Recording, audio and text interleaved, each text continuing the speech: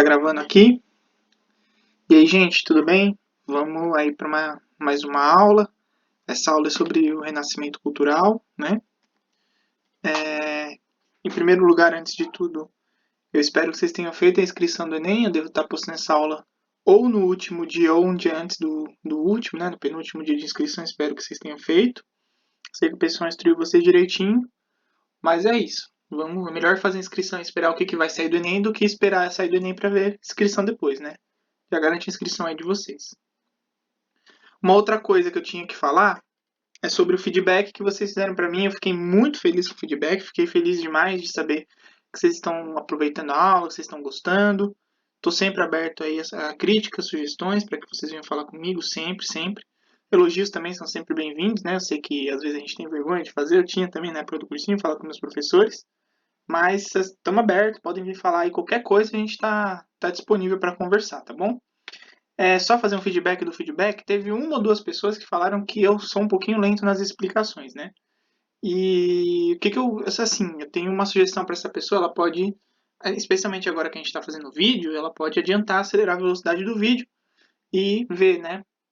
Como a maioria da sala falou que está uma velocidade ok, eu vou manter.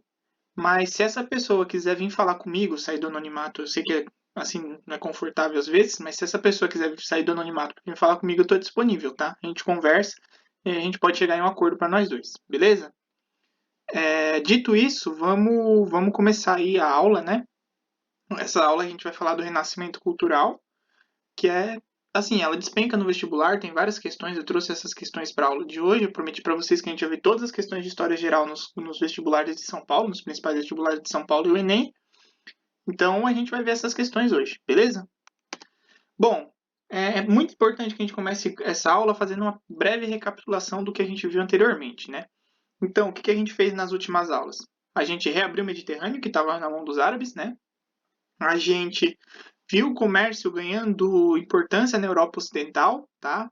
Voltou a acontecer, por exemplo, na Itália, isso é muito importante, nas regiões de Gênova e Veneza. Florença também agora vai ser a capital do Renascimento, então a gente vai guardando, somando esses fatos. A gente viu o nascimento e consolidação da burguesia, certo? Com apoio do rei, inclusive, apoiando o rei, sendo apoiada pelo rei, né? A gente viu a igreja como a instituição mais forte do continente europeu, e especialmente da Europa Ocidental, nesse contexto inteiro, tá? Também teve a cisma do Oriente, não podemos esquecer, então, da região de Bizâncio, lá do Império Bizantino, perdendo a influência da Igreja Católica Apostólica Romana e ganhando a influência da Igreja Ortodoxa, Católica Ortodoxa, tá? Os cristãos ortodoxos. A gente teve então também as crises, né? Eu coloquei aqui como dificuldades, mas melhor resumido como as crises da Idade Média, ok? Então a gente vai somando todos esses fatores. E além disso, a gente teve a criação das universidades. Eu coloco ela aqui como uma síntese de que houve sim um movimento cultural durante a Idade Média que é bastante importante e que a gente vai trazer todos esses elementos hoje para a aula, tá? Então, eu não quero ficar me estendendo muito, isso só foi uma recapitulação bem breve mesmo do que aconteceu, porque se a gente não partir desses pressupostos de que vocês entendem essas coisas, a gente não vai chegar a lugar nenhum, tá bom? Então, é só para a gente lembrar desses elementos todos que eles serão fundamentais na aula hoje. E aí, somado tudo isso, a gente consegue falar sobre o Renascimento, né? Também conhecido como Renascença. E o que foi Renascimento? Bom, o Renascimento ele foi uma proposição, teve uma proposta, né, durante o fim ali da Idade Média, a gente vai falar direitinho então que isso aconteceu por volta a partir do ano de 1300, tá? Em que essa proposição ela propõe que a Europa agora ela tem uma cultura voltada mais para o que acontece na Terra, tá? Vamos tirar um pouco essa ideia teocêntrica de que Deus é o centro de tudo. É uma cultura laica, então ela engloba mais de uma religião que não a católica. É uma cultura racional, tá? E uma cultura voltada para o científico, para o cientificismo. Então vai somando esses fatores que a gente percebe que é exatamente contradizer o que acontecia na Idade Média, né? Que era uma cultura teocêntrica, era uma cultura católica, era uma cultura voltada, eu não digo irracional, mas mais voltada para a emoção, né? E uma cultura não científica, era uma cultura que a gente pregava que Deus sabia de tudo, as coisas aconteciam pela vontade de Deus, tá? é uma proposição, é uma proposta, não quer dizer que é só isso que vai acontecer. Outra coisa que a gente tem que somar é o elemento da urbanidade. Só é possível a gente ter esse renascimento cultural lembrando que é um movimento que acontece numa cidade, que acontece nas cidades. É impossível a gente ter esse renascimento em vilas, em vilarejos. Então, a gente reconstruir a cidade, a gente fazer o renascimento urbano, é um elemento importantíssimo para a gente fazer o renascimento cultural. Porque as pessoas elas só conseguem fazer trocas de experiências quando elas estão próximas umas das outras. Né? Na vila, as vilas eram muito fechadas, então ficava só aquele elemento vilão, né, da vila. Aquilo que vem da vila é o vilão, né? Ficava só aquele elemento vilão de dentro da vila. Você não vai ter uma troca cultural, você não vai ter um enriquecimento. Você precisa de ter um contato com uma pessoa de fora, de uma outra vila, que traz uma experiência nova para o seu contexto. Então, a urbanidade vai ser fundamental para isso, né? A gente tem uma inspiração muito nítida da cultura clássica e greco-romana, né? Da cultura dos gregos, daquele racionalismo aristotélico, né? Da cultura romana que a gente estudou, que é bastante baseada na cultura grega também, no helenismo. Lembra do helenismo do Alexandre? O Alexandre o Grande, que ele espalhou pelo mundo mediterrâneo todo, lá, especialmente na região do Oriente Médio e tudo mais. Então, essa cultura ela vai ser a base para que a gente possa fazer o renascimento, tá? E aí eu cito o mundo do Oriente Médio porque ele é o mundo árabe e agora a gente vai ter, por isso que eu bati muito nessa tecla que foi o mundo árabe, foi no Oriente Médio com o Islã que a gente manteve os textos de Aristóteles e Platão, porque esses textos estavam perdidos na Europa Ocidental, a gente não tinha contato com esses textos, os islâmicos é que guardaram esses textos, tá?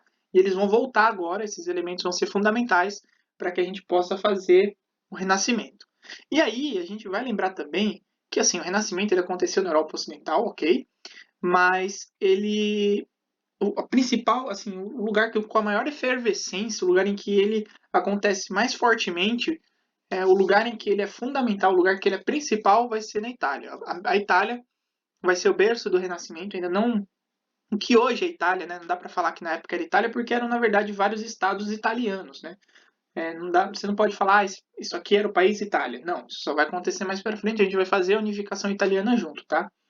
Mas antes eram estados que se entendiam como povos italianos, tá? Gênova, Veneza, Florença, Nápoles, a Sardenha. A soma de todos esses até Roma, né, como cidade papal, a soma de todos essas cidades independentes é que vai acontecer esse renascimento cultural, tá? É o berço do Renascimento, vão ser essas cidades, e não dá para chamar ainda de Itália, mas a gente vai chamar de Itália só por um recurso didático, até o vestibular muitas vezes chama de Itália mesmo, mesmo sendo uma imprecisão histórica aí, tá bom? E aí é um movimento então que vai acontecer nesse país, né, especialmente nesse país, mas exacerbado nesse país, nessa região, não dá para chamar de país, eu estou chamando só por um recurso didático, como eu já disse, e por que vai acontecer lá? Por que esse elemento acontece lá? Se tinha a Europa inteira para acontecer, acontece nessas cidades italianas. Porque na Itália, a gente vai ter a somatória de todos esses fatores que eu já falei anteriormente. Além disso, a gente não pode esquecer que a cultura árabe ela estava se estabelecendo cada vez mais no Império Bizantino. Então, o Império Bizantino ele vai recolhendo, vai ficando cada vez menor. E esses intelectuais que moravam no Império Bizantino, né, porque ainda um lugar que ainda tem bastante troca, que tem bastante comércio, não cessou durante a Idade Média. Não podemos esquecer que o Império Bizantino ele não vai ter aquele movimento feudal, né? Ele vai ter o movimento da cidade ainda. Então, ainda tem um desenvolvimento cultural forte lá. E essas pessoas que moram lá, elas vão acabar saindo do Império Islâmico, né, do que está crescendo, e vão fugir para as cidades italianas, que são um novo foco de cultura na Europa Ocidental. Eles vão para lá. Então, as cidades italianas ela recebe esses intelectuais, tá? E com muito prazer, né? Porque eles estão precisando mesmo de intelectuais de comércio, os comerciantes também fogem. Alguns permanecem, obviamente, é sempre bastante dividido, mas aqueles que saem vão especialmente para essas cidades italianas e se estabelecem lá, certo? Além disso, não podemos esquecer que essas cidades elas são o berço do antigo movimento clássico, né, do classicismo. Então lá vai ter o neoclassicismo, né? Vocês estudaram isso em literatura, exatamente por ser o berço desses clássicos, né? Então muitos desses clássicos têm resquícios nessas cidades. Tem elementos romanos na Itália, obviamente, entendeu? Tem elementos da Grécia, por conta daquele... Lembra que eu falei da diáspora grega, que eles foram para as cidades italianas? Lembra disso? Nápoles, ela basicamente foi fundada por gregos. A gente conversou sobre isso na aula de Grécia, né? Durante a diáspora. E então ela vai ter esses elementos do clássico, vai estar tudo lá, tá bom? E, obviamente, por eles fazerem bastante comércio com os árabes, eles têm contato com os árabes. Então aqueles textos antigos, até textos novos, né, que não podemos esquecer que o movimento árabe, que a cultura árabe, ela prega pelo conhecimento, ela vai trazer conhecimento árabe para essas cidades por conta dessa troca comercial. Por isso que o comércio é importante. O comércio ele vai estimular com que hajam trocas não só comerciais, mas culturais também, né? Pensa quando você vai comprar alguma coisa em algum lugar, você conversa com o vendedor e o cara olha, naquela época era bastante de troca, né? Ele dava moeda e ele olhava para a roupa do árabe e fala: "Poxa, essa roupa é legal". Ele fala: pois é, na minha cidade tem um artesão muito bacana, quer que eu te traga roupa na próxima?". Eles trocam além disso, entendeu? Ou eles vão mesmo buscar nas cidades árabes as coisas novas, e aí você sabe quando você vai comprar uma coisa numa loja, você acha mais de uma coisa e acaba comprando muito mais? Então, é mais ou menos isso. O comércio é isso. O comércio ele estimula trocas, tá? E o elemento do mecenato, e quando eu falo de mecenas, você tem que pensar. Falou de mecena, lembrou de Médici, tá? A família Médici são os principais mecenas dessas cidades italianas.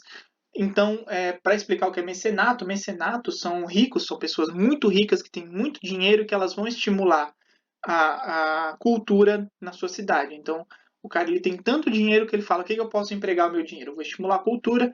Ele, sei lá, ele financia um ateliê de arte, por exemplo, ele financia o estudo de algum escritor. Esse cara ele vai financiar. Lembra que a gente já tinha universidade? Ele falou: ó, se você trabalhar para minha família, eu pago o seu estudo na Universidade de Coimbra, por exemplo. Essas coisas aconteciam. Os caras iam para a Universidade de Milão, Universidade de Coimbra, Oxford, que nessa época já existia, lá, ou a Universidade de Edimburgo, na Escócia, né, que também é bastante antiga. Eles pagavam para esses caras irem estudar e voltar para trabalhar para a família deles, né?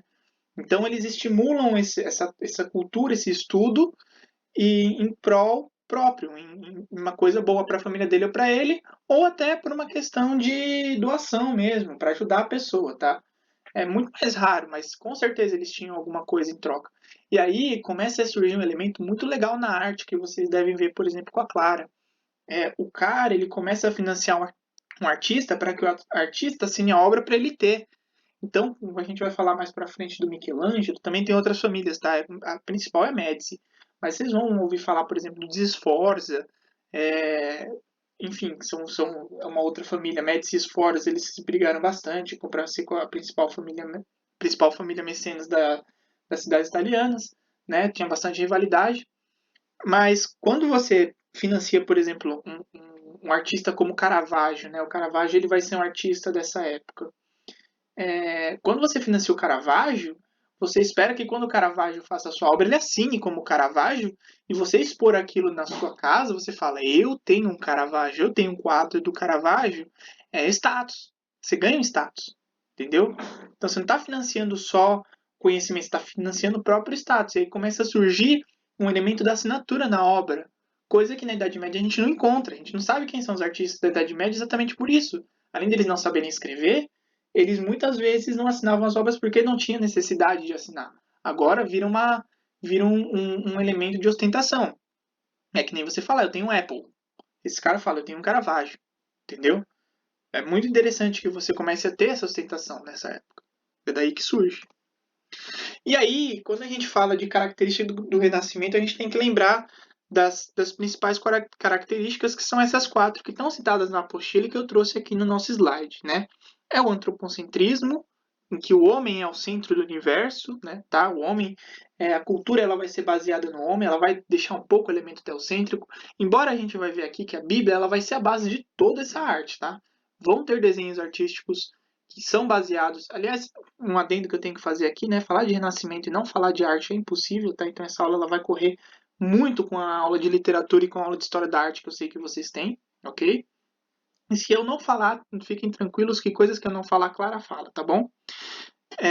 Então a gente vai ter os elementos antropocêntricos, então o homem ele é o centro da arte. A gente vai ter essa ideia que a apostila colocou como individualismo, né? Que o ser humano é um ser único na natureza, dotado de racionalidade, ele é a imagem de Deus, então é o que eu falei, tipo, o teocentrismo ele vira o plano de fundo. Antigamente era o contrário. O teocentrismo era principal e o homem era o plano de fundo de Deus. Agora inverte um pouco isso, né? O homem passa a ser o principal e Deus passa a ser o plano de fundo do que está acontecendo aqui, tá bom?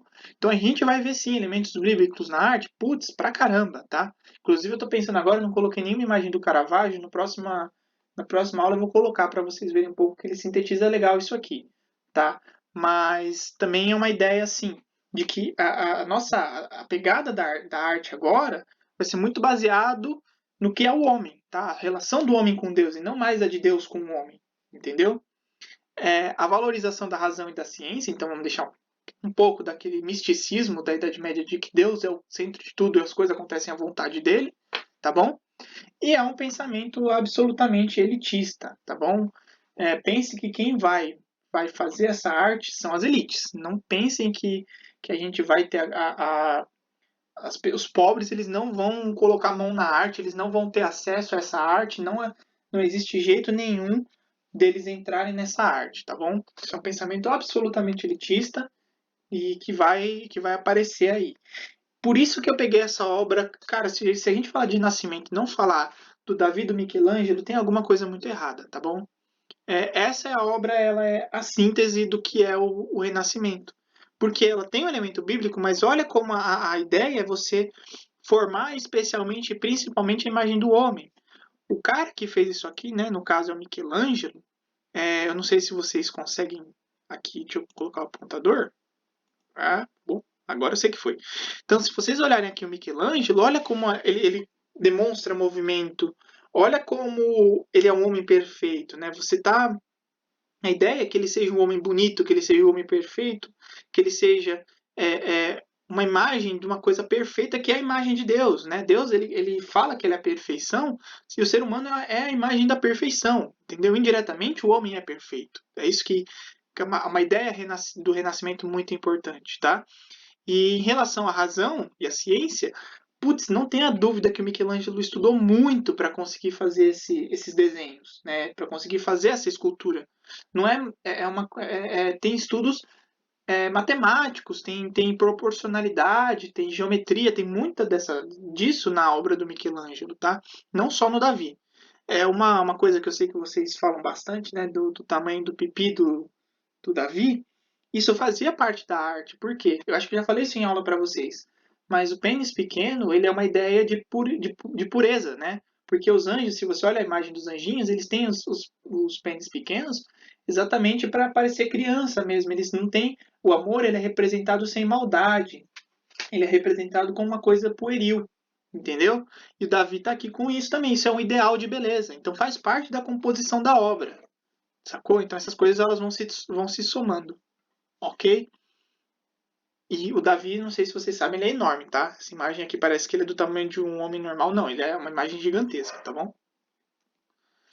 E aí você olha pro... Se fosse pra gente falar de um artista que ele é a síntese do Renascimento, ele é o Michelangelo, ou é o Da Vinci, né? Leonardo da Vinci, ele é a síntese do Renascimento, ele é o cara que ele não é só um pintor, ele é um filósofo, ele é um matemático, ele é um biólogo, ele é um cientista, ele é a somatória de tudo. São aqueles seres humanos que nascem em uma geração e não vai ter ninguém igual a eles. Por quê? Porque ele pesquisou muito, ele é um engenheiro, né? Então, olha esses desenhos dele, você consegue ver isso aqui, ó, o homem vitruviano, e ele estuda proporcionalidade, ele coloca isso aqui, não sei se vocês têm a noção de como ler essa obra, mas você perceba que esse círculo aqui, que está em volta do quadrado, é para você saber a proporcionalidade do homem. Então, o que o Da Vinci ele fazia? Eu li uma biografia dele, ele exumava caixões, né? Isso era impossível antes do Renascimento, porque a Igreja Católica ela considerava isso um pecado. Não deixou de considerar, tá? Nessa época ainda era. Só que um homem com pensamento católico, antes na Idade Média, jamais conseguiria fazer isso, porque ele tinha medo de ir para o inferno. O Da Vinci ignorou, simplesmente falou: não vou respeitar essa regra, vou exumar caixões, e estudou. Então, se você olha esse crânio, aqui atrás você vê os ossos, né, do esfenoide e tudo mais, e você só tem essa noção de proporcionalidade, você só tem essa noção de anatomia se você conseguir zoomar um cadáver, se você conseguir abrir um cadáver e olhar como é que funciona. Né? Então ele, além de ser um pintor, ele é um biólogo. ele é um médico, né? Tá estudando medicina, tá estudando anatomia, tá bom? E dá uma olhada aqui como esses desenhos são perfeitos. Tem muito do talento dele, é óbvio que tem, tá? Mas tem também de estudo. Então ele deixa de ser um artista que fica só no campo das ideias para ir para a prática. Isso é a síntese do Renascimento. É observar e olhar como a natureza se comporta para que você consiga trazer isso a seu favor, certo? E aqui, ó, engenheiro, né? Desenhos de engenharia. Essas daqui são obras de engenharia que ele mesmo fazia, tá? Que ele mesmo esboçava, certo? Pensando nisso, diante do que eu falei, ano passado, acho que esse aqui é o Nesp, tá? A Unesp veio e fez assim, né? Não esqueçam que como a gente faz a questão, né? Leia primeiro aqui o enunciado.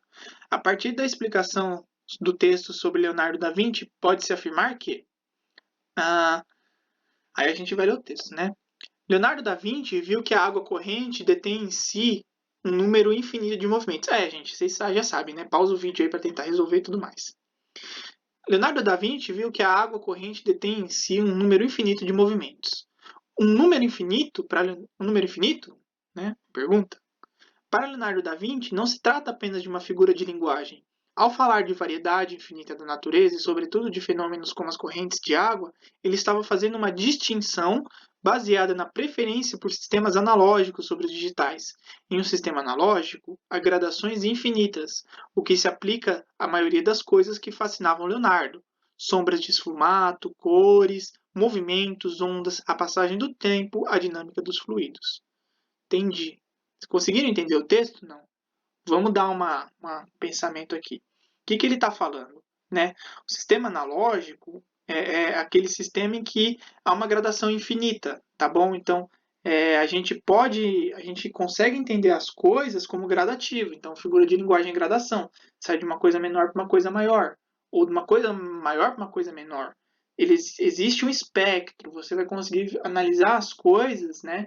Não num sim, no não, mas em gradações, em pequenas unidades que somadas elas vão se transformando de uma coisa menor para uma coisa maior, tá? E aí a gente vê, por exemplo, as cores é um exemplo claro de gradação. Você não vê só o preto e o branco, você vê o verde, você vê o amarelo, você vê o azul, e não tem certo ou errado, são gradações. Os fluidos, a passagem do tempo. O tempo é uma gradação constante, né? A gente tá o tempo inteiro com tempo novo, né? Se você for para pensar, um lance meio filosófico, certo?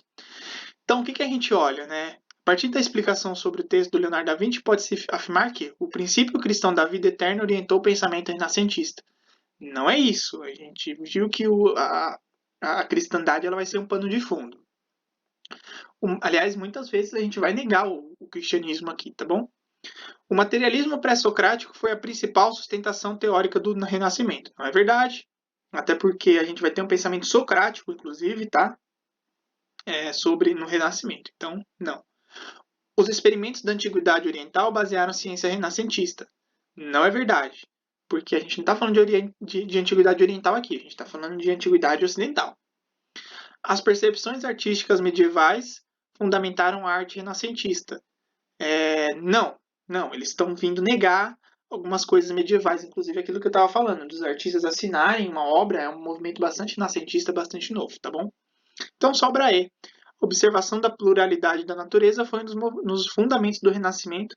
É exatamente isso que ele está falando aqui, né? Olha como é plural a natureza com elementos de gradação. Tem a sombra do esfumato, as cores, movimentos, ondas, o tempo e a dinâmica dos fluidos são elementos naturais que estão aí como fundamentos do Renascimento, certo?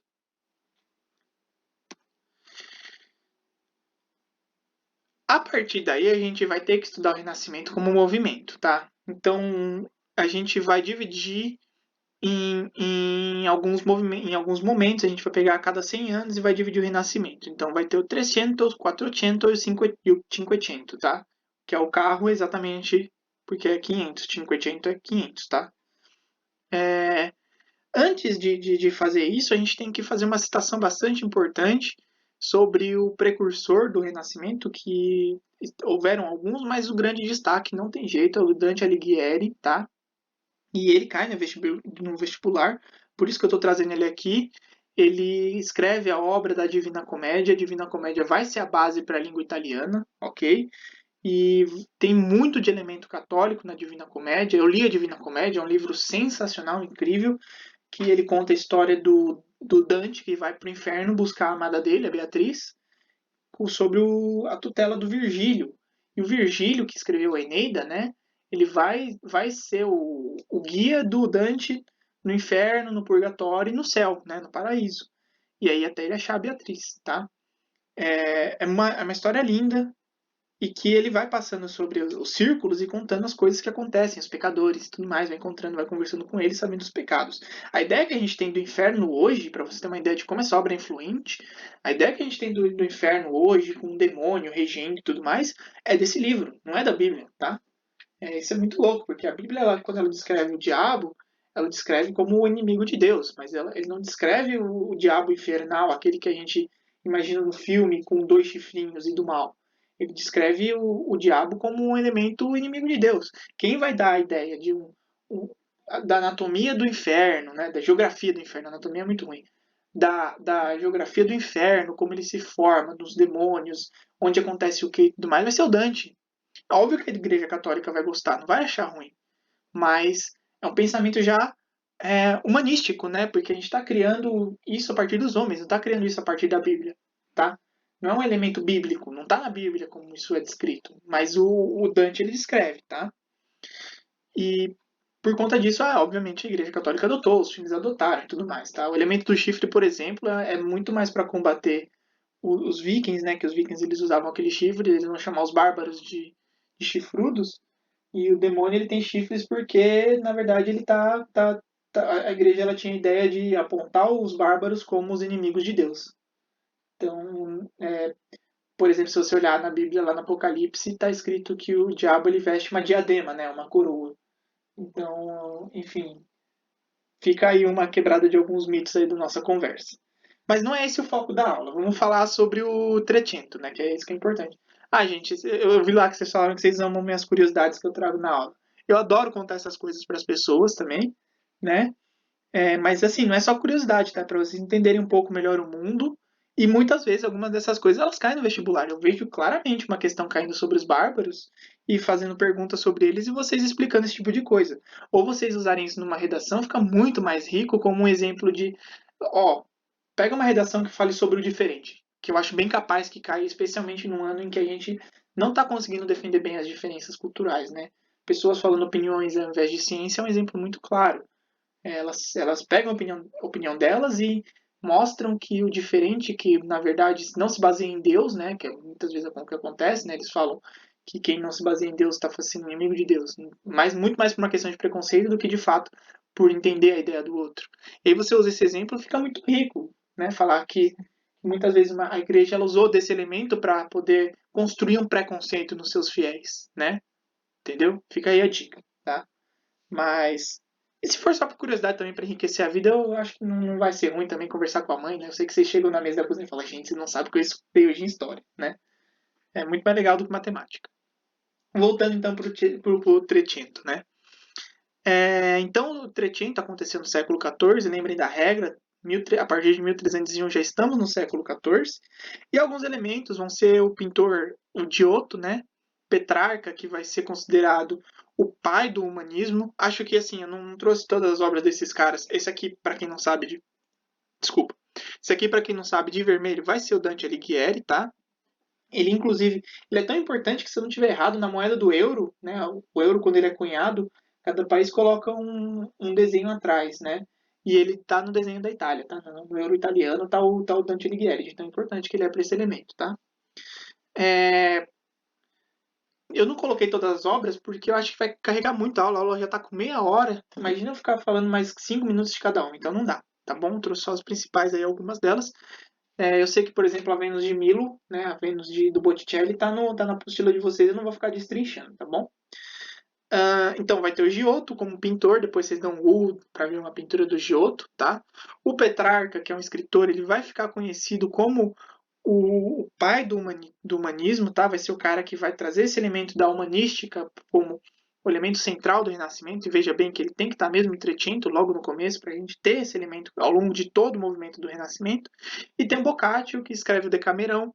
Decamerão é um livro fundamental para a gente entender a cultura italiana, inclusive com muitos elementos eróticos, tá? E é normal, tá? Antes que vocês falem, nossa, mas a igreja permitia? Como que ela vai proibir, né? É que nem você proibir alguém de cantar parabéns para você, um livro que é bastante difundido na época. E isso também, gente, se vocês começarem a olhar, muitas dessas culturas que elas são consideradas, a gente não vai deixar que o depravado apareça. Então, o depravado muitas vezes aparece, né? Veja o Brasil, que fala mal de gay, mas ainda assim tinha tiazinha como um elemento, isso assim, cultural muito forte, né? Então, a gente tem essas contradições. Isso acontece, tá? Voltando então. Quattrocento, a gente vai ter o elemento do Botticelli e o Da Vinci, os dois se destacando na pintura especialmente, mas a gente não pode esquecer então do Da Vinci como uma síntese do Renascimento. Eu já parei um slide inteiro para comentar sobre ele, acho que não tem mais como ficar comentando aqui. Óbvio que eu tinha que trazer a Mona Lisa, para quem não entende o que é esfumaçato, olha aqui atrás esse desenho, olha o tom das cores, esse azul vindo para uma cor um pouco mais verde, vindo para uma cor um pouco mais clara e voltando para uma cor um pouco mais escura. Isso é o que é o esfumaçato. São vários tons de uma mesma cor, né? Esse verde aqui ele está em vários tons, né? Para dar uma ideia de uma sombra mesmo, para você pegar uma cor, um fundo, para criar um efeito, tá? Então é um efeito tridimensional. Lembra que nas obras da Idade Média as coisas aconteciam num plano só. Esse aqui claramente tem mais de um plano, né? Dá para ver que a Mona Lisa ela está em primeiro plano, ela está na frente, né? E se eu não trouxesse Mona Lisa para uma aula de Renascimento, acho que vocês iam se sentir um pouco ofendidos. Então eu trouxe, talvez porque ela seja o quadro mais importante do Renascimento, como síntese do Renascimento, assim como Leonardo da Vinci era a síntese do Renascimento, tá? Mas existem obras tão boas quanto, tá? Não pensem que ela é a única obra do Renascimento importante, não, ok? E aí, durante o século XVI, já nos anos de 1500, a gente vai ter o Maquiavel. O Maquiavel é um escritor, ele tem obras importantes, mas é óbvio que o Príncipe vai ser a principal obra do Maquiavel. É um livro que eu recomendo a leitura para todo mundo que puder, por ser um livro pequeno, por ser um livro de fácil leitura. Se vocês puderem ler o Príncipe para a cultura assim, de vida e para vestibular, eu acho sensacional, tá? Ajuda a aprender a escrever e colocar algumas coisas, alguns elementos na redação que são incríveis, tá? Tem na internet de graça, se vocês procurarem, porque é um livro que já caiu em domínio público, tá bom? Então procurem e leiam, tá? Se puderem. Vai ter o Ariosto, né? Vai ter o Michelangelo e o Rafael. O Ariosto, para vocês terem noção, vou passar batido porque nem é tão importante quanto ele estava na apostila, eu estou citando. Agora, o Michelangelo e o Rafael, eles têm que aparecerem aqui, tá? Essa escultura do Michelangelo, isso aqui é Michelangelo. Isso aqui é grego, do século II a.C. Para vocês verem como que o pensamento grego, como que a ideia da arte grega está presente aqui na nossa aula, tá? Ele vai se inspirar perfeitamente assim no grego para poder desenhar. Vocês estão entendendo? Eu trouxe essa imagem, essa aqui está na apostila de vocês, essa aqui não. E eu trouxe exatamente para que vocês possam fazer uma comparação de onde vem a inspiração desse renascimento, para ficar claro que é o renascimento greco-romano, certo? Aqui tem a Pietà, que vai ser uma outra obra do Michelangelo. Isso aqui é Michelangelo, né? Vamos deixar bem claro que esse é o Michelangelo, tá? Quem quiser depois me pergunta sobre esse chifre dele, tá? Que esse aqui é Moisés, né? Numa tradução bíblica, Moisés tem chifres, só que depois descobriram que na verdade era cajado, porque a tradição, de acordo com a escritura, cajado e chifre é muito parecida. A escrita aí, falaram que quando Michelangelo leu, ele realmente acreditou que Moisés tinha chifre, desenhou, fez o Moisés com chifre, né? Ficou. Enfim, essa sim é uma cultura um pouco inútil para vocês. Esse Michelangelo, isso aqui é grego, século II a.C., isso é Michelangelo de novo, né? Pietà, que é uma obra que mostra Maria carregando Jesus morto, né? Chorando a morte do filho, e que se vocês verem, isso aqui é quase um triângulo, olha, isso aqui, ó, fica um triângulo. Isso é uma ideia geométrica para criar a ideia de harmonia, ó. É muito mais harmonioso uma coisa que tem um começo, um meio, enfim, uma proporcionalidade, do que uma coisa jogada. Isso é de propósito. Esses caras eles estudam muita geometria para conseguir fazer esses elementos, tá? Além da arte técnica, tem uma arte estudiosa por trás disso tudo, certo? E aqui tem a Escola de Atenas, que é do Rafael. Claramente o elemento greco-romano presente aqui. esse aqui vai ser Aristóteles, ou esse aqui vai ser Platão, esse aqui vai ser Aristóteles. Para quem não sabe, Platão está apontando para cima, dizendo que a razão ela é divina, né? E que Aristóteles apontando que não, que ela é humana, apontando para o chão. Então, um fala que o mundo das ideias é perfeito e o outro fala que o mundo dos homens é perfeito. E, para quem não sabe, o Rafael, ele faz um easter egg, né? Você pensa que é só os filmes da Pixar que tem easter egg? Não é. Aqui tem um easter egg muito legal, porque ele desenha o Platão com a imagem do Da Vinci e ele desenha o Aristóteles com a imagem do, do Michelangelo, né? Um sendo professor do outro, na verdade, porque o Da Vinci ele era mais velho que o Michelangelo e, na verdade, na pintura eles eram rivais, dizem as biografias que eles não se davam muito bem, tá? E o próprio Rafael se pinta na obra, né? Você pensa que ele não se coloca, ele se coloca aqui, ó, esse aqui é o Rafael se enxergando como vendo quem está de fora, falando qual é a sua opinião sobre a minha obra. Então tá aí os elementos greco-romanos, né? Pintados na obra do Rafael. E aí, cara, a gente tem que entender que durante o Cinquecento, o principal mecenas, o principal financiador das obras de arte vai ser a Igreja Católica. A Igreja Católica ela vai pagar para que esses artistas eles façam os desenhos da própria igreja. Para quem não sabe, essa é a Capela Sistina, né? E na Capela Sistina tem vários desenhos do Michelangelo. Michelangelo que pinta esse teto, ele vai pintar aqui as paredes também, certo? Então Michelangelo, ele, além de artista, era pintor de parede, sabe? Esse que você pinta, pede para vir pintar com a souvenir na sua casa. Então, o Michelangelo fazia isso, tá? Só que ele tinha grife, né? E a igreja pagava bem caro para que ele pudesse fazer isso. Essa obra durou muito tempo, ele fez foi extremamente perfeccionista aqui. E um elemento que a gente traz aqui, que ele não esquece de, de trazer, ele pinta aqui as passagens bíblicas, né, no teto da Capela Sistina, e esse aqui é a criação do homem, que é o mais famoso dos pedaços aí do teto da Capela Sistina, em que Deus, aqui desse lado, está criando o homem. E o Deus é muito parecido com Zeus mesmo, de propósito. A gente não pode esquecer que tem esse elemento greco-romano, sim. Então a gente aqui que começa aquela ideia de que Deus é aquele homem velho, de barba, com cara de sábio. É aqui, tá? Né? Muita gente antes disso não concebia a ideia de Deus assim, né? Embora concebesse a ideia de Jesus como um homem com a cara italiana, embora ele fosse do Oriente Médio, fica aí mais uma crítica à Igreja Católica, enfim, né? Uma outra coisa que a gente pode ver aqui, e isso é um easter egg, essa é legal, esses elementos, isso eu estava fazendo um curso, estava olhando um pessoal de Harvard falando sobre isso. Olha esse pano que está aqui atrás de Deus, né? Tá vendo esse pano com esse formato? Isso aqui parece um cérebro. E aparentemente alguns estudos mostram que Michelangelo estava estudando anatomia igual o Da Vinci, e ele colocou um cérebro atrás de Deus, criando essa imagem de Deus. Então é como se ele dissesse que por trás de tudo, quem cria Deus é o racional. E ele pintou isso no teto da Capela Sistina, né? Então, a gente vai ter todos esses elementos da, da criação do mito de Deus ou de como a imagem de Deus vai ser para a gente, né? A ideia de Deus tocando o homem, esse exato momento que Deus dá a vida ao homem, né? Isso vai virar um elemento da nossa cultura, da gente pensar nisso, né? Além disso, ele também faz isso. O Steven Spielberg se inspira aqui para fazer o ET depois. E aí a gente tem, então, né, o Renascimento na Itália, mas vai tendo fora da Itália também, né? Nos Países Baixos. Aí eu aconselho vocês a lerem a apostila e verem todos esses pensadores, tudo isso que são, todos esses elementos, tá? Mas vou citar aqui porque é importante, até porque eu vou passar, a próxima slide é uma questão sobre um desses caras, tá? Então vamos lá. Nos Países Baixos a gente vai ter um cara chamado Erasmo de Roterdã, na cidade de Roterdã, que ele vai fazer um livro criticando a Igreja Católica, inclusive, tá? E isso vai ser muito importante para quando a gente for falar de protestantismo, ok? Então a gente vai voltar nisso provavelmente. O Bosch, ele é um pintor que faz uma pintura que ele mesmo descrevia como uma pintura para ser lida e não apenas vista. Eu trouxe aqui a pintura, tá? A gente vai olhar uma pintura dele, tá bom?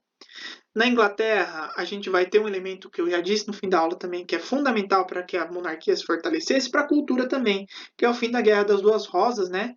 Com a ascensão dos Tudor no poder, a gente pode criar um ambiente em que há uma estabilidade para que esse renascimento aconteça. Vai ter um cara chamado Thomas Moros que vai escrever um livro chamado Utopia, A gente vai estudar isso agora, é sobre ele a questão, então por isso que eu falei. O Shakespeare, que vai fazer o papel que o Dante Alighieri fez para a língua italiana, o Shakespeare vai fazer para a língua inglesa, e vai ser um elemento cultural tão importante até hoje, né? Alguns consideram o maior escritor de todos os tempos, embora eu acho que não, mas cada um tem sua opinião, né? Mas que ele é muito bom, ele é muito bom, isso não tem discussão. Os elementos que ele cria sobre como o homem se enxerga, as rivalidades, as relações humanas, assim, talvez ninguém faça que nem ele. Ele é um escritor sem igual, isso sem dúvida, tá? Na França, a gente vai ter o Montaigne com um livro Ensaios, também não vou me estender muito sobre ele, que ele não costuma ser lembrado tanto assim no vestibular, e se for, peguem o Renascimento como a base do estudo sobre ele, que a questão vai ser sobre o Renascimento, não vai ser sobre Montaigne, tá bom?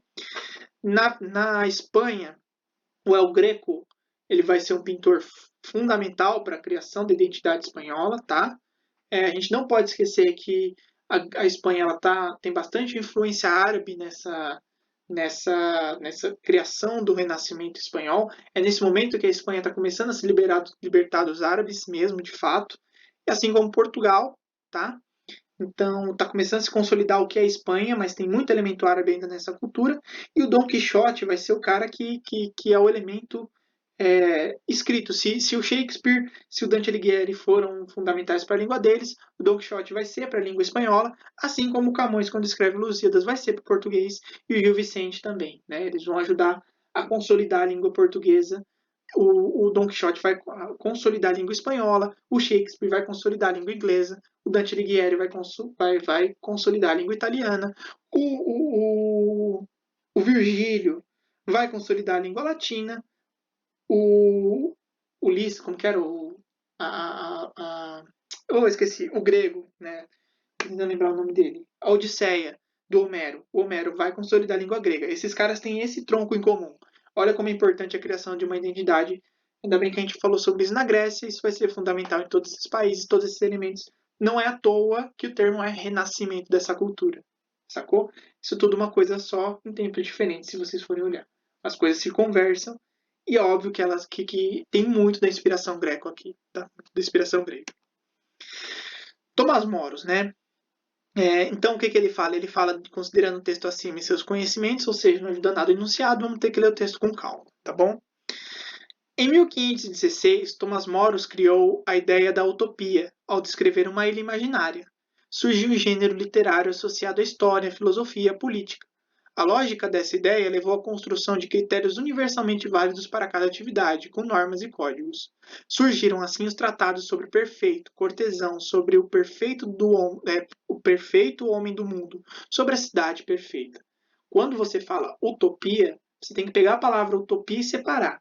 Utopia, né? U é não, topos é lugar. Então a tradução literal é o lugar não. É o lugar que não existe, é um lugar que está na cabeça das pessoas. Então ele escreve um livro sobre um lugar perfeito, um lugar que não existe, que ele está consolidado como um lugar que está somente na cabeça das pessoas. Por isso que quando a gente fala não existe utopia, não existe nada perfeito, é com isso que o Thomas Moros vai dialogar. Vai ser uma ilha imaginária, né? E aí muitos dos escritores, inclusive que até hoje agora fica a minha recomendação cultural para vocês lerem, né? Quando vocês hoje em dia uma coisa que está muito na moda são as distopias, né? Que são os lugares em que a gente pega a realidade e distorce tanto que fica ruim, mas ao mesmo tempo isso não fica distante, tão distante assim, ficam coisas possíveis, mas distorcidas, né? São as distopias. A gente vai ver isso em livros como, por exemplo, 1984, como Fahrenheit 911, como A Revolução dos Bichos, né? Pega esses livros, leiam, são fundamentais para a vida de vocês, eu recomendo fortemente, né? O George Orwell, né, o 1984 e Revolução dos Bichos são dois livros muito bons para isso. O Aldous Huxley também, com Admirável Mundo Novo, sensacional. Fahrenheit 911, se vocês pegarem esses 4 livros, vocês vão entender muito bem o que é uma distopia, tá? Com diversas críticas ao mundo real. O Thomas Moros faz a mesma coisa, ele faz uma utopia, ele finge no lugar perfeito. E o que é a utopia de Thomas Moros? Nessa questão da Unicamp, ela pergunta. Desculpa. A obra de Moros, escrita na Inglaterra, baseou-se na experiência de soberanos da Itália e da Alemanha, que construíam novas cidades no século XV planejadas geometricamente. Não é essa a ideia. Pula B porque é a correta. A partir do princípio filosófico da utopia, foram escritos vários tratados renascentistas. O Príncipe de Maquiavel ilustra a melhor versão com o cortesão atuante no mundo utópico. Em primeiro lugar, né, a gente já sabe que o Príncipe foi escrito antes, tá bom? Mas ainda assim, não é ideia. Definitivamente, se tem uma coisa que o mundo do Maquiavel não é utopia. Ele não é utópico, ele é um livro que mostra muito pelo contrário a realidade como ela é. A Ilha da Utopia, perfeitamente racionalizada, marcou um urbanismo renascentista na Europa e no Novo Mundo. O esgotamento dessa ideia da utopia ocorreu com a ideia da distopia no século XX. Não é um esgotamento, é uma continuação, tá bom? Então, pega isso aqui e vamos para B. O grão-chanceler da Inglaterra, Moros, exerceu uma ação humanista em um mundo renascentista de crises e instabilidades contínuas. Nesse contexto, publicou a obra Utopia. É a síntese do que o livro é. É a síntese de tudo isso que a gente está falando. Tá bom? Mais uma questão, né, sobre isso, mas é mais ou menos sobre a época. Na verdade, essa questão é do Otávio, só que eu acho que ela traz uma coisa que a gente precisa falar, que não sei se ele abordou, não sei se ficou para mim, então eu vou falar, né? Ele coloca aqui a representação cartográfica de Batista Agnesi, então a gente vai olhar esse mapa e vai falar, né? Vamos ver o que ele está perguntando. A representação cartográfica a seguir ela refere-se à viagem de circunnavegação, né, navegação ao longo do globo, iniciada em Sanlúcar de Barrameda, na Andaluzia, na Espanha, onde hoje é a Espanha, vamos facilitar, em 20 de setembro de 1519, e comandada pelo português Fernão de Magalhães, a serviço da monarquia da Espanha, então português indo pela Espanha, né? A despeito da repercussão da viagem para o desenvolvimento dos conhecimentos náuticos e para a exploração do Oceano Pacífico, Batista Agnesi foi um dos poucos cartógrafos a registrar a empreitada de Magalhães. Então a gente vê aqui, né, o Fernando de Magalhães saindo aqui da Espanha, da Andaluzia, né, percorrendo então o globo, passando pelo América do Sul, passando pelo Estreito de Magalhães, que ganhou esse nome exatamente por conta dele, passou aqui, deu a volta no Pacífico, chegou e voltou para a Espanha. Gente, pensem que isso foi feito em 1554. É impressionante a precisão do cara que desenhou isso sem uma câmera fotográfica, sem um satélite, tá bom? Então, pense que o Renascimento tem muito de estudo, tá? Não pense que esses caras eles eram pouco estudados, não. Eles estudavam muito para conseguir serem cartógrafos ou cientistas, tá? A apresentação cartográfica ela revelava a permanência das técnicas e sentidos simbólicos da cosmografia medieval, que orientaram os navegadores ibéricos. Não, gente, na época eles pensavam que a Terra era plana, né? Olha que pensamento absurdo. Então não tem esse pensamento medieval. É um pensamento novo. Estava baseado nos relatos dos navegadores. Estava vinculado aos dogmas cristãos e procurava conciliar registro da viagem de Fernando de Magalhães com perspectiva da Terra plana, ainda presente entre letrados cristãos. Definitivamente, se a Terra fosse plana, não teria dado certo essa circunnavegação. Vou pular C, porque é a correta, né? Apresentava o Oceano Pacífico e suas reais dimensões de acordo com o entendimento de Fernão de Magalhães e Cristóvão Colombo, em desacordo com as perspectivas cristãs. Não está uma dimensão real, né? Vamos prestar atenção aí nesse fato que não é, tudo bem, por mais perfeito que fosse, não é tão perfeito assim, não é tão real, tá? Até porque, olha, por exemplo, aqui não tinha Antártida, né? Não tinha aqui no Polo Norte e tudo mais, tá bom? Estava assentada nos conhecimentos e detalhamentos geográficos bíblicos e nas fórmulas. Não vou nem continuar, vamos para C. Estava baseado nos relatos dos navegadores, no acúmulo de conhecimentos acerca de rotas marítimas e estimativas de distâncias a partir de cálculos matemáticos e planificação do globo terrestre. Globo redondo, certo? É a C, é a melhor alternativa aí. Esse, para quem nunca viu, é o Bosch. Então, descarrega um monte de elemento ao mesmo tempo. A gente vê aqui, é um quadro educativo, né? A ideia dele era mostrar os três elementos. Então, aqui é o paraíso, aqui é a terra, o jardim dos prazeres, onde os seres humanos têm muitos elementos, sim, de pornografia, né? Se a gente for ver aqui, né? As pessoas, elas estão fazendo sexo mesmo. A ideia é exatamente essa. Para elas pagarem aqui no inferno, tá? Então, ele pegava isso para educar. É assim que deveria ser, é assim que é. Então, era isso que ia acontecer. É uma obra para ser olhada, uma obra para ser lida com os olhos. Você lê a obra com os olhos.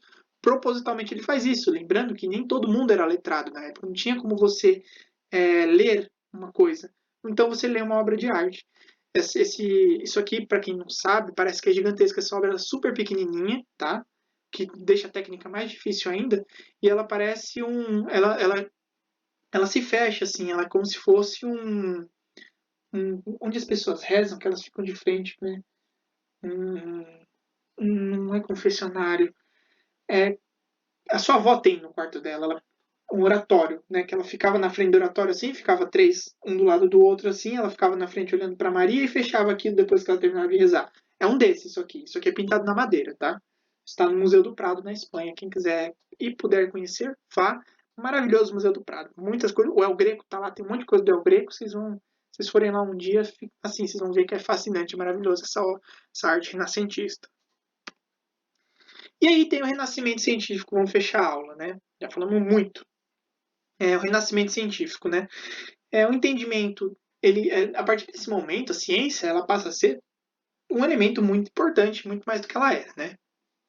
A gente vai ter, então, o entendimento da natureza dos seus fenômenos, né? Através do quê? Da observação e da ciência experimental. Então, a gente deixa nesse momento, começa a se questionar a ideia católica de as coisas acontecem porque Deus quer. A gente começa a estudar a natureza, olhar a natureza e ver como é que as coisas funcionam de fato. Não é só porque Deus quer, é porque as coisas fazem algum sentido, tá? E aí a síntese desse nascimento científico está atrás do heliocentrismo. Copérnico criou, Galileu endossa, e quando Kepler e Newton fazem as teorias deles sobre a gravitação, sobre como os planetas giram em torno do Sol, isso se consolida. Esses são elementos do renascimento científico. São caras que vão parar de pensar no mundo como as coisas acontecem porque Deus quer. Vamos olhar o mundo, levantar uma hipótese e ver se essa hipótese se confirma com os fenômenos. Esse é um pensamento científico que vai durar até hoje. A base da nossa ciência hoje é assim. A gente olha, observa, cria uma hipótese, testa a nossa hipótese. Entendeu? Isso é muito importante para que a gente não chegue a casos, e aí eu não quero mandar indireta para ninguém, não quero ficar fazendo pensamento para ninguém, mas, por exemplo, de querer dar um remédio para uma pessoa sem ter sem testar para saber se esse remédio funciona. Não adianta você dar remédios para as pessoas que você não tem uma comprovação que eles funcionem e que eles têm riscos a serem analisados, né? Um efeito colateral de um remédio pode ser muito forte, ele pode matar uma pessoa, né? Então a medicina, ela vai se aproveitar desse pensamento científico até hoje. E não à toa que nessa época a medicina avançou. Lembra que eu falei para vocês de exumar corpos? Alguns médicos exumavam, eles passaram a estudar. Então foi nessa época que a gente começou a entender como funciona, por exemplo, a circulação do corpo. Entendeu? A circulação do sangue no corpo, como é que ela vai ser, né? É só nessa época que é possível fazer isso. Se você for para pensar, antes na Idade Média não podia, entendeu? Porque todo médico era cristão. Ou os médicos não tinham a cultura do estudo. Era a partir só do Deus quer. Ah, vamos levantar uma hipótese e essa hipótese é verdadeira. Não, a sua hipótese tem que resistir a uma análise. E até hoje é assim. Aliás, isso foi uma resposta de um professor meu uma vez que o moleque levantou a mão, falou uma coisa, ele falou: sua hipótese tens que resistir à análise, né? Mas isso eu conto outro dia. Enfim, é essa a ideia, tá? Para fechar, então, uma questão sobre o Newton, tá? Essa questão é do Enem. E vamos lá, em contraponto, vamos começar lendo o enunciado aqui embaixo, né? Em contraponto a uma interpretação idealizada, o texto aponta para a seguinte dimensão fundamental da ciência moderna. Sabemos que, com o que eu falei, a gente pode pular até o texto, dá para responder direto, mas nós não vamos fazer isso, não façam isso durante o Enem. A lenda diz que em um belo dia ensolarado, porque muitas vezes o Enem eles colocam uma questão mais correta que outra, ou seja, uma das respostas está correta, mas a outra ela conversa melhor com o texto do que a resposta que a gente tem, tá bom? E isso a gente vai ver aqui, inclusive nessa pergunta, né? A lenda diz que em um belo dia ensolarado, Newton estava relaxando sobre uma macieira. Pássaros gorjeavam em suas orelhas, olha que bonitinho. Havia uma brisa gentil, fofo, né? E aí ele cochilou, óbvio, que é o que todo mundo que estuda muito faz, né, quando está cansado. De repente, uma maçã caiu sobre sua cabeça e ele acordou com um susto. Olhou para cima. Com certeza um pássaro ou um esquilo derrubou a maçã da árvore, supôs. Mas não havia pássaros ou esquilos na árvore por perto. Oh, meu Deus! Ele então pensou. Apenas alguns minutos antes a maçã estava pendurada na árvore. Nenhuma força externa fez ela cair. deve haver alguma força subjacente que causa a queda das coisas na Terra. Olha que bonitinho o texto, né? O que ele fala? Newton ele propôs uma hipótese através da observação de um fato. Então a gente já vamos marcar direto a C, né? Proposição de hipótese através da observação da natureza, tá? E aí, olha D, por exemplo, a contemplação da natureza. Isso acontece. Então, se você colocasse a D direto, você ia errar. Mas por quê? Porque você não leu o texto. Proposição de hipóteses, ela conversa melhor com o texto e conversa melhor com tudo isso que a gente já falou. É muito importante, então, que vocês leiam com calma, porque muitas vezes uma questão pode ter duas respostas, uma que você acha que está certa, que na verdade não está. E aquilo que eu falo para vocês desde sempre, né? As respostas, né? As alternativas estão aqui para te confundir mesmo, tá? Eles não querem que você acerte, essa é a ideia, na verdade. Gente, vou ficando por aqui, tá bom? E se sabem, qualquer coisa, entre em contato comigo. Pessoa ou pessoas que acharam que isso aqui está muito lento, eu estou me disponibilizando mais uma vez para que a gente converse, para que a gente chegue a um consenso. Eu acho que eu quero ajudar vocês, tá? Não é para repreender, pelo amor de Deus, nunca. Estou querendo aprender e melhorar. É isso, galera. Para aqui, como é que